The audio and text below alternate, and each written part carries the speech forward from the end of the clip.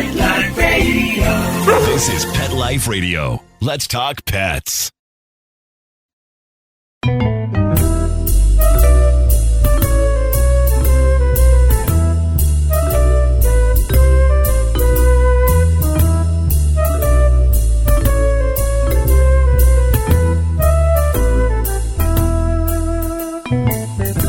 Hello, cat friends. This is MIchelle Fern, your host on Cattitude. So you know how we talk about, cats rescuing you and saving you? Well, my next guest, it happened. It changed his life. And we're going to talk all about it. We'll be right back after this message. How many of you have pets? My hand's raised. Now think about how lucky you are to have such a sweet little pet in your life, and that pet is lucky to have you too. But unfortunately, there are countless pets out there that don't have a home to call their own. However, Bob's from Skechers is trying to change that. So we developed Bob's for dogs and cats to help pets in need. With every purchase of adorable Bob's footwear or fun, stylish apparel, or even the cutest Bob's pet accessories, Skechers makes a donation to Petco Love to help save shelter pets. And with your help, we've already saved the lives of over 1 million pets and raised over $7 million. So while you're getting style and comfort with features like Skechers' famous memory foam cushioning, you're also helping to save an adorable pet in need and helping another lucky owner be connected with a future best friend and companion, because happiness is having a loving pet by your side. Find Bob's at a Skechers store, Skechers.com, select Petco locations, or wherever stylish footwear is sold. Let's Talk Pets on PetLifeRadio.com.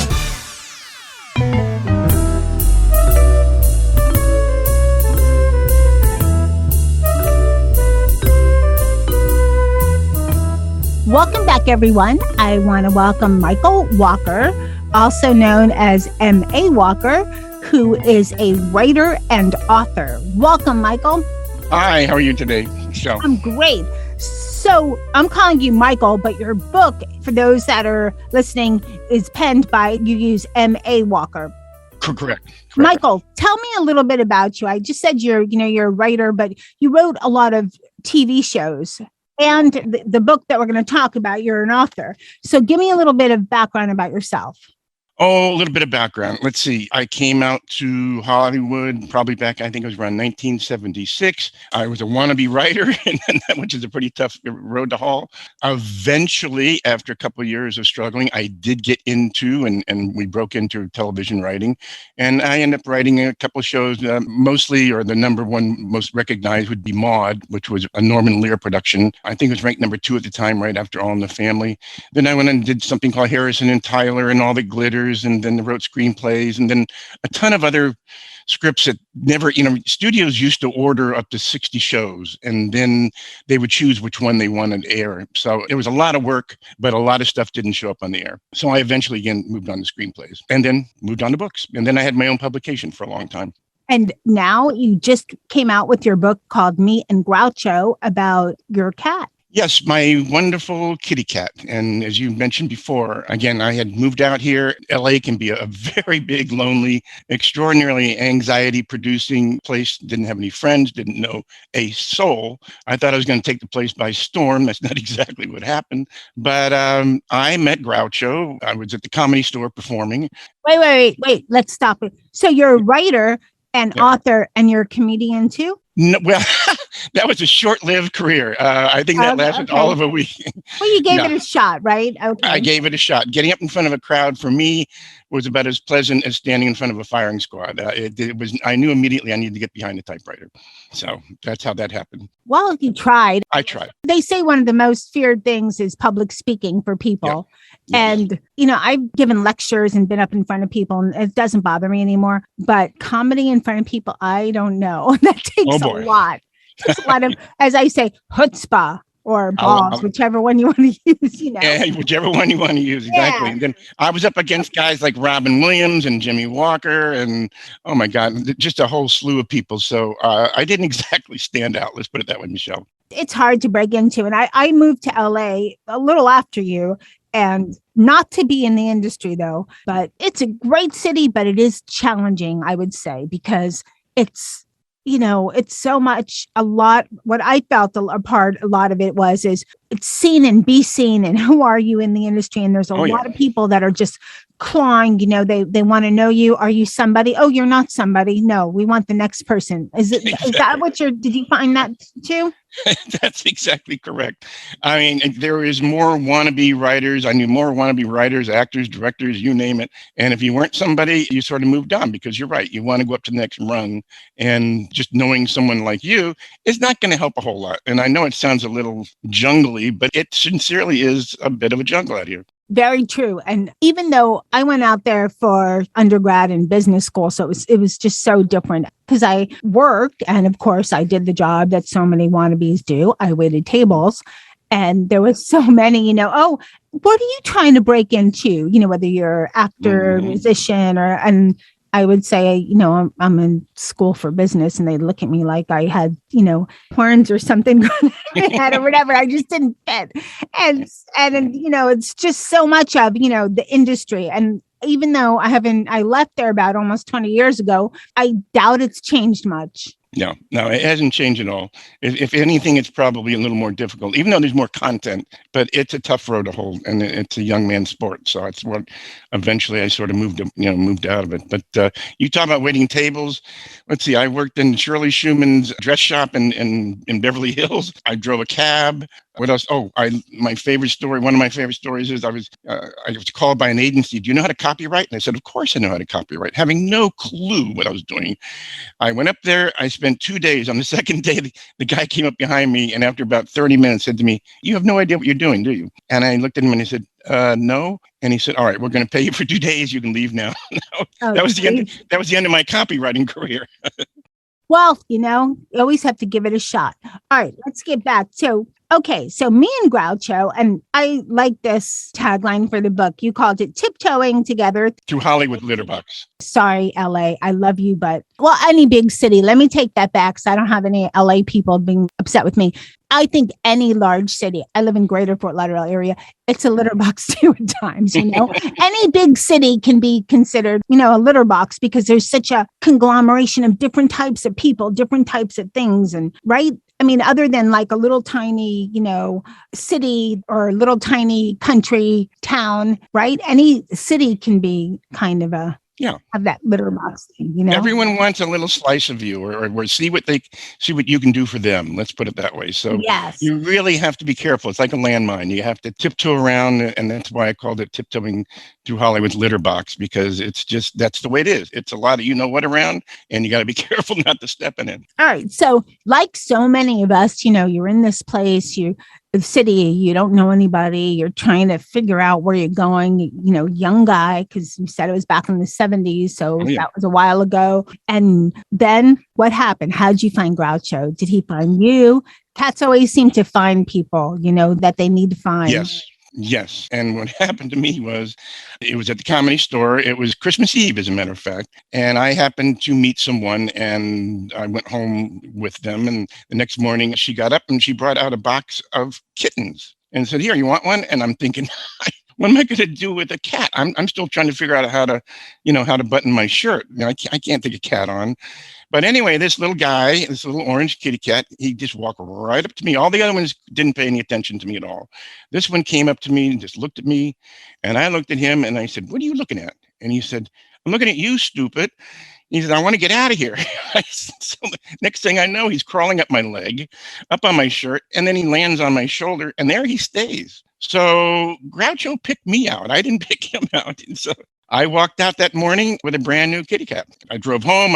I stopped at a 7-Eleven, got some cat food, and I took him to my beautiful garage apartment, which had a wonderful view of the garage apartment across the alley. I mean, it was I think it was all of 5 by 5 big. Groucho walked in, he took a look around, and he goes, "You can't do any better than this?" So I'm sorry. So I fed him the first food I fed him, he threw up in the corner. Then I tested another one, and the third one, I believe he consumed. And so then we became friends, but it was pretty tight quarters, Michelle. This place, I could shower and make breakfast at the same time. I mean, the shower head had 306 degrees of water spraying all over it. I mean, it was... It's small. I mean, LA is expensive. Not as expensive as New York, but it's expensive. It's expensive. You live in a small place, Michelle, when you can vacuum the rugs in under 30 seconds. That's a small place. Yep. That's small, for sure. How did you come up with the name Groucho? Well, Groucho had a little mark under his nose. And of course, I was a Groucho Marx fan as a little boy. I used to watch his shows. And it just seemed like the appropriate name. I mean, because he did look a little like Groucho. So that's what I called him. And my little boy and I just, again, he kind of saved me. It was one of these kitty cats. It's kind of hard to explain sometimes, but he brought a whole calm into my life that I didn't have. I mean, when I talk about being anxiety ridden, this is a big, scary town. And this kitty cat, when I came home, we had a fence that circled around our house. My address was 1031 1/3. I didn't even rate I didn't even rate a half. So it was just me and Groucho. And when I would come home, he would come around that fence and he would greet me every day, and everything would just sort of melt away, and I had calm, and he just enriched my life. And then, again, kept me centered. So it was a great thing. The problem was sometimes I was getting him in and out of the apartment. Once he got a little larger, I removed one of the panes in my windows. I had some 2x4s built up there, and so he can get on the 2x4s and climb down to where the fence was, and out he went. So he had his own entrance way into my mansion in the sky. Yeah.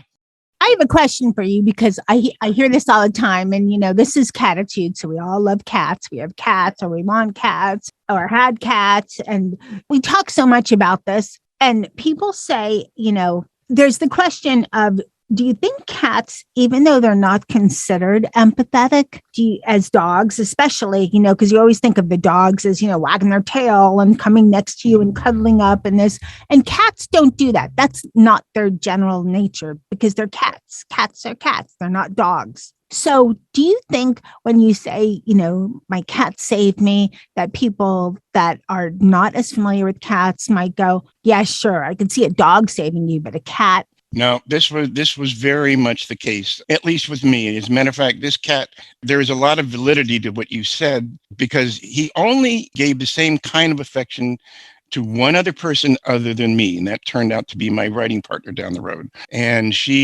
Melody was her name, and he cozied up to her. Anyone else he didn't want anything to do with. With me, again, I used to think I probably looked kind of weird driving down the street with a cat on my shoulder. But then I reminded myself. But then you're in LA, so no. I'm in LA. Yeah, nothing's weird. Weird, no. I probably look very normal. So he just went everywhere with me. I mean, if I could have taken him to meetings with me, I would have. But at the time, I didn't have any meetings to go to. So it's just it was a symbiosis. That's as simple as that. He and I just hit it off, and God bless him, because I'm not sure if I could have gotten through those early years, because it was really tough couple of years. All right. On that, we're going to take a short break, and we'll be right back.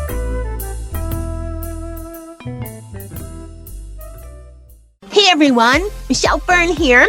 I want to tell you about Carlson Pet Products. They are a family-owned, budget-conscious company specializing in creating pet safety products to keep your pet happily protected from the puppy stage through the senior years. Carlson offers a variety of products such as pet pens, folded elevated beds, crates, and pet gates. Their portable pet pens are lightweight and foldable and have a carry bag for storage when you're on the go. I love traveling with my portable pet pen from Carlson. It's made traveling with Nikki so much easier. I've used my portable pet pen at home, again, traveling, or even when I'm doing a short road trip. They're also ideal to use at home, traveling, or simply headed to the park down the street. The portable pet pens come in two sizes, 6-panel or 8-panel, and they give your pet ample room to move around. Plus, you can add an attachable canopy to create a shaded outdoor oasis for your pet. Visit CarlsonPetProducts.com to get 25% off your order, plus free shipping using the promo code PETLIFE. Let's Talk Pets on PetLifeRadio.com.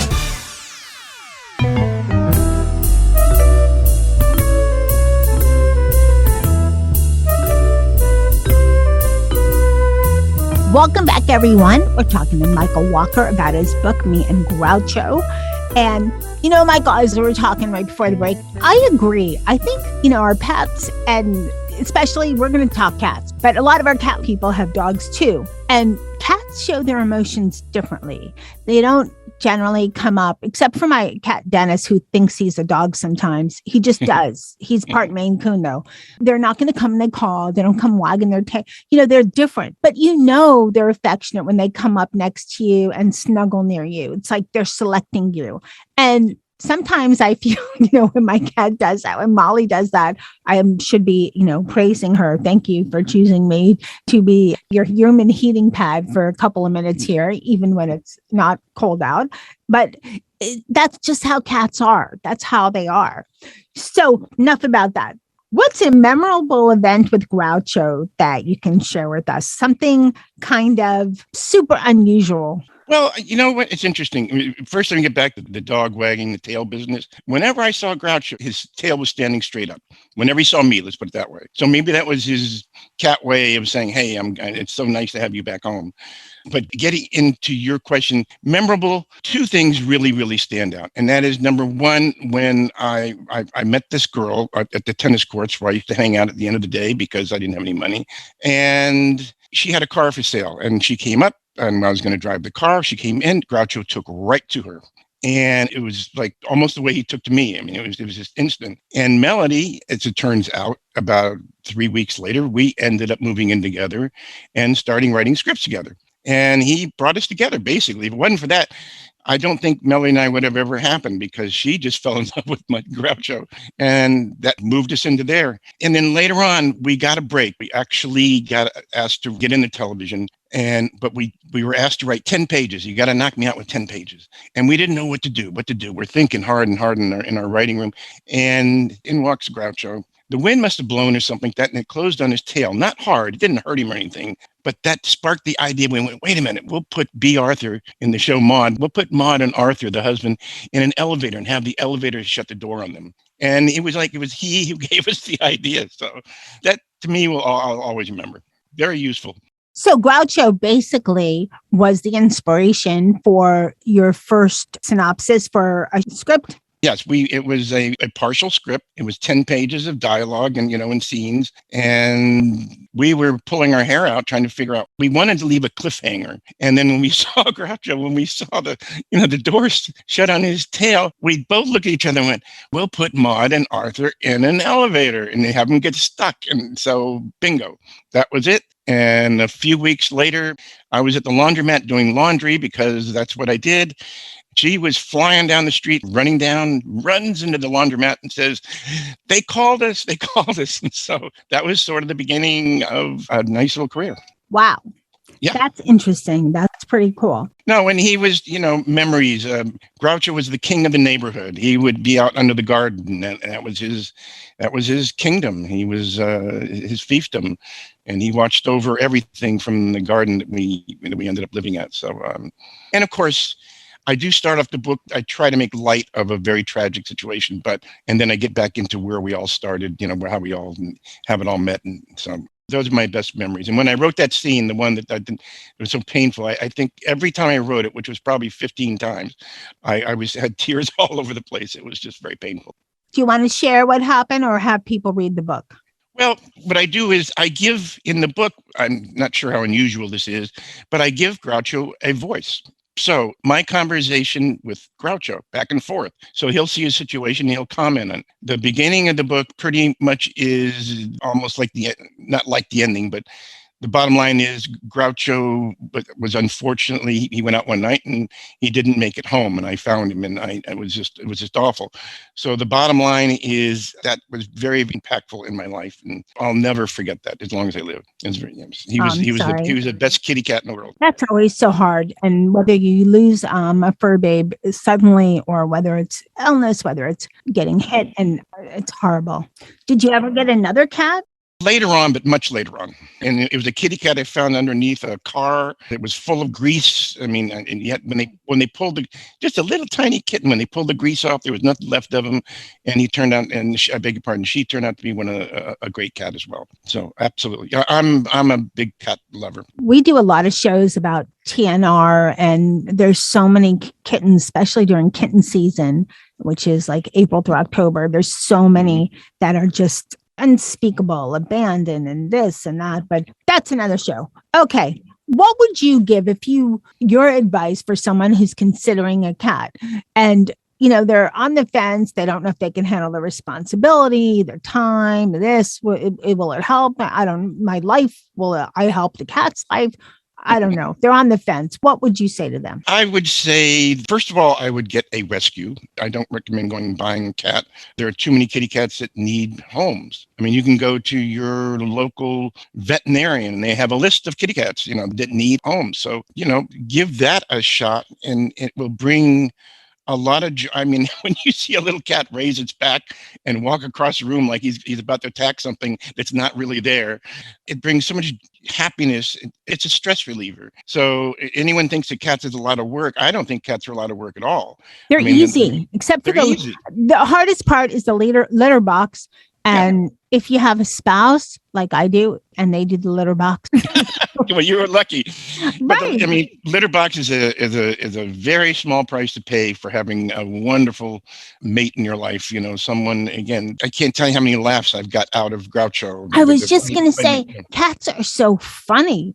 Yes, they're really funny, the things that they do, and they're really funny. And now I want to ask you, it might be so similar to the last question. What do you expect people to get out of reading your book? Thank you for asking.